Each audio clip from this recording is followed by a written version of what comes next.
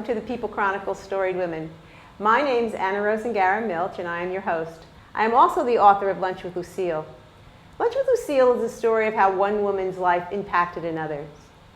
And today on Storied Women, as we do each day, we meet with other women who want to share their story so we can learn from them as well.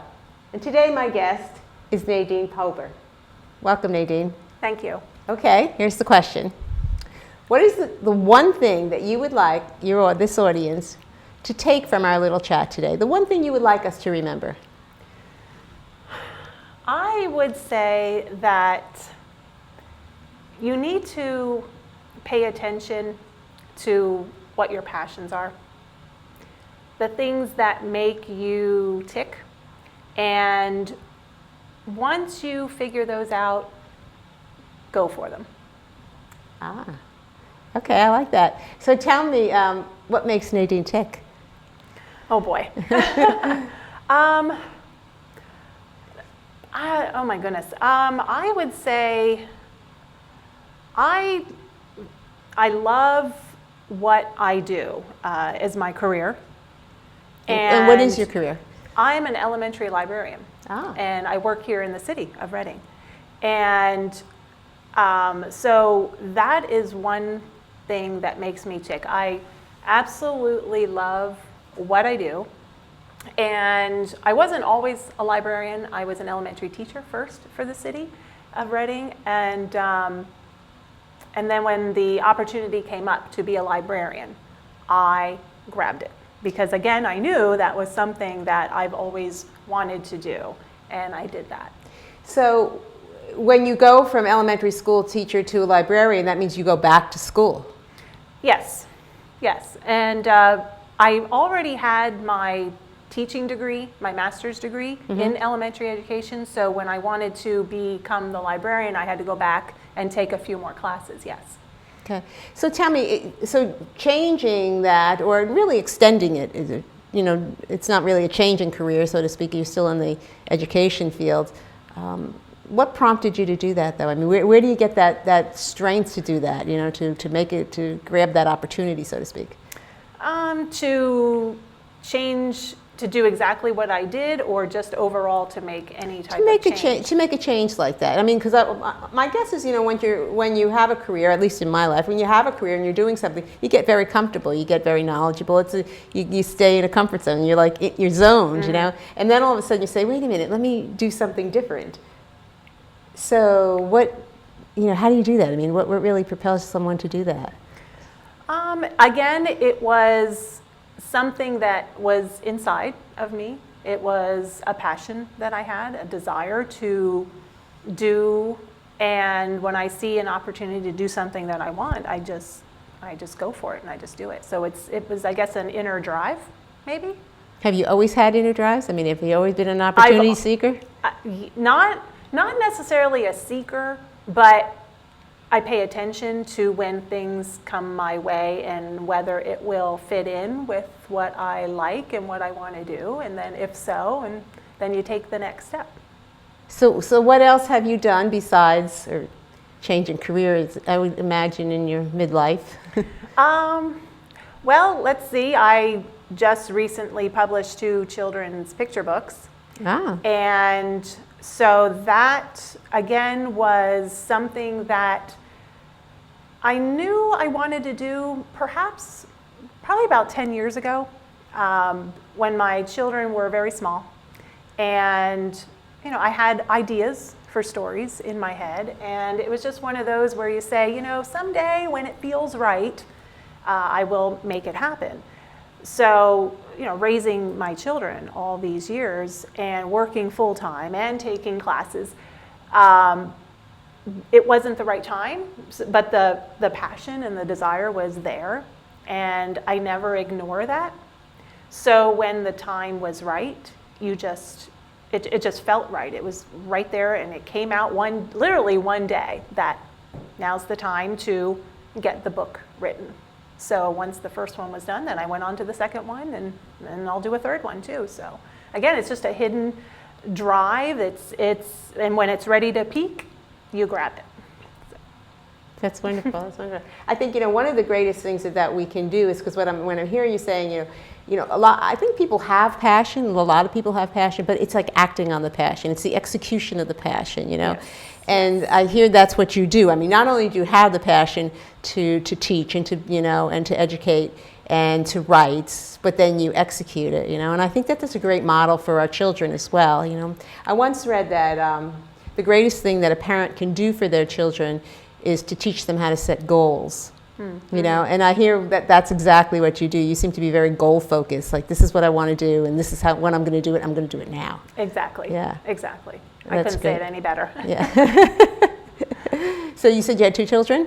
Actually, I have 3. You have 3? Mm-hmm. Okay. I have 2 at home, and then I have an older boy. He's 27. His name is Ryan, and he's at Drexel University in Philadelphia. Oh, okay. Congratulations. That's wonderful. Yes. That's wonderful. Okay, so do you see that the life that you're leading, the passion and this example that you're leaving, do you see it being passed down to the children? Obviously, for the oldest, if he's at Drexel. For my oldest son, I do see that. He is very much like me. I see that he's independent, and when he wants to do something, he goes ahead and does it.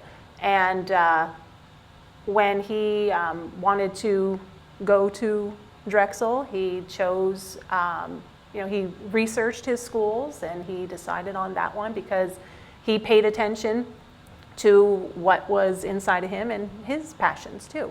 So just like I do. I don't know if I deliberately ever sat down and said, do this, do it this way, pay attention, or it was just something that was just inertly done for him. Yeah. I think you modeled it, and I think that's one of the things, that's the gift of being a mother, is that you get the opportunity to model. And, I guess we all want to be models, but, to be that positive role model. We talk about that in Lunch with Lucille, that's really our job. You really don't have the luxury of not doing it. You have to do it, and so you now are doing with your children, because you were also telling me that your younger, they do theater? Oh, yes. I think we are an active theater family. Again, that was something that has always been something that I loved. So I've been active in local community theater for about 20 years.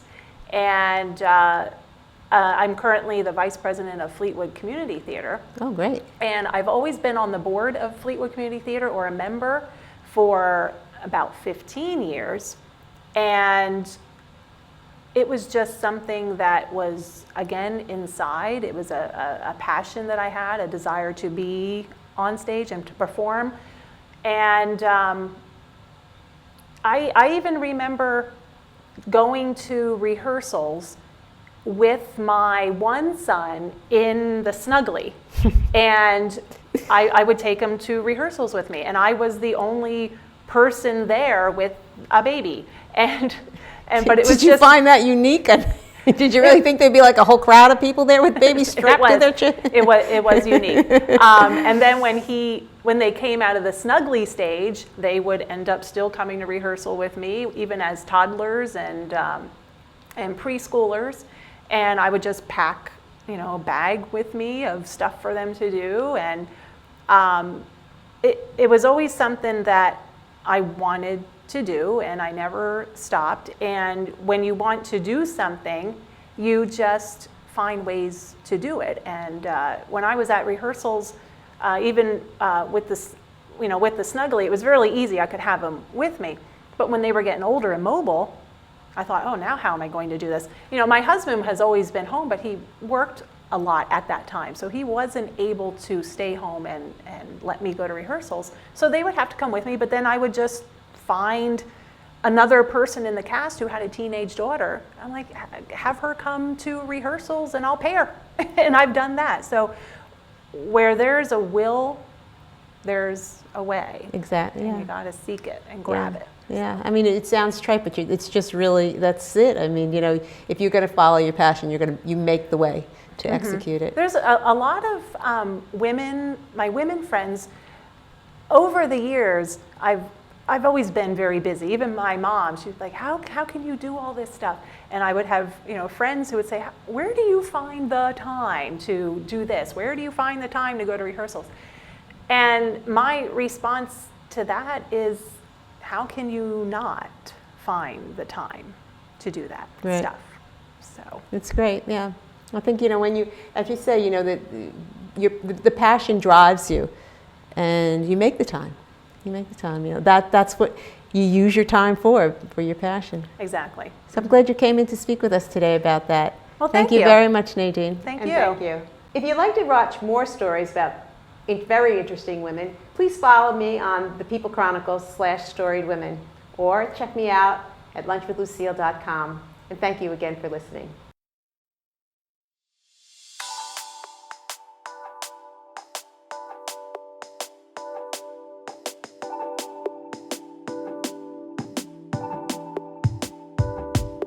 Want to know more about who's doing what in Berks County? Check out the stories on thepeoplechronicles.com.